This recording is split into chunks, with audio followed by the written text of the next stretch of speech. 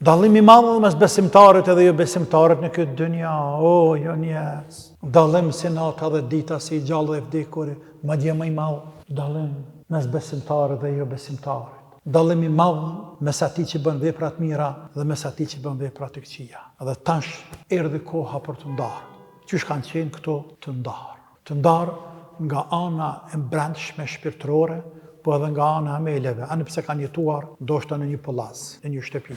Ata janë tallë me të dërguarit e Allahut, i kanë luftuar të dërguarit e Allahut, janë tallë me fjalën e Allahut, janë tallë me besimtarët e vlijat e Allahut, i kanë nënçmuar, i kanë përbuzur, i kanë vrarë, i kanë përsekutuar. Edhe jo një herë, miliona herë këtë dynja, miliona herë. E menduan ata se nuk vija koha me ju marrë atyre hakku dhe ja erdhi.